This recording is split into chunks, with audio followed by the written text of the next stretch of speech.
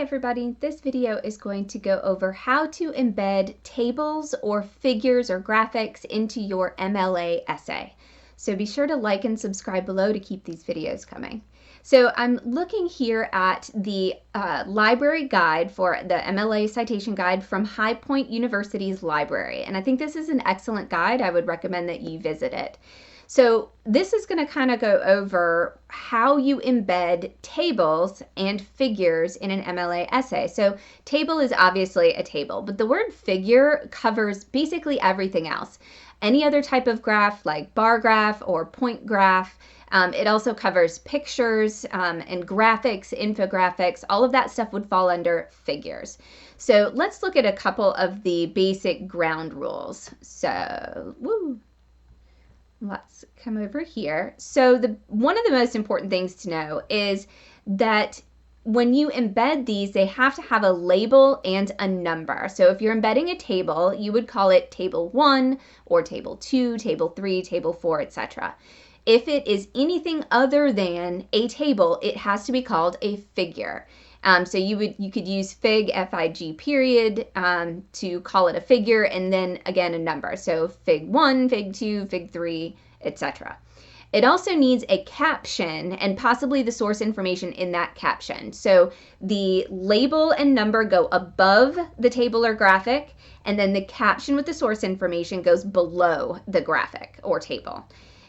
So that's the basic pieces that go into that. Now, let me go down to the next part. There are a couple of examples. This is how you would do the source information. So you might have the artist's last name, comma, first name, period. The title of the artwork goes in italics. The date of the artwork comes next with a comma, then the name of the institution that houses that artwork, comma, the database where you found it, if that is applicable. If not, you just skip it, and then a comma and the URL. And again, you can skip the HTTP part at the beginning of your URL. And they give you an example down at the bottom. In terms of figures, again, photographs, artwork, maps, charts, graphs, those things are all called figures, abbreviated as fig period, and then a number. Captions that come underneath the graphic can be short, but you kind of have two options here. You can have a short information about the graphic, or if it's not going to be used elsewhere in your essay, you can go ahead and put the works cited information here, and then it doesn't need to appear on your works cited page. So if you are talking about the picture itself in your essay, you're going to have to cite it in your essay anyway, so you're going to have it on the works cited page anyway. Now, if it is not being discussed and you just make a reference to it, you can put the source works cited entry right underneath it in the caption space, and then it does not additionally need to appear on your works cited page. So here is an example. So of course we have a very iconic picture. Underneath that, it's labeled as Fig 1, Dorothy Lang, the title of the artwork, which is Destitute Pea Pickers in California, 32-year-old mother of 7 children. That was the title. The date of the artwork, so picture was taken in 1936, comma, who hosts that information now is Getty Images, in italics, and then it wasn't through a database, so we skipped that part, and then the URL is included there, and then the accessed date after that URL. So that's an example. Here's an example of a table. So it's labeled as table 1. Underneath the table, so double space underneath table, is the title of the table. So this is social media use over time. Underneath that is the table itself. Underneath that is the source information. So this is the quotation marks around the title, social media fact sheet, social media use over time. The host of the information is Pew Research Center in italics, the date that it was published, and then the URL with a period, and then the date that you accessed it. Underneath that, this table needed a little bit of clarification. So in that caption, they also added information about the table itself. This is really helpful as an instructor for me to understand why is this table in your essay?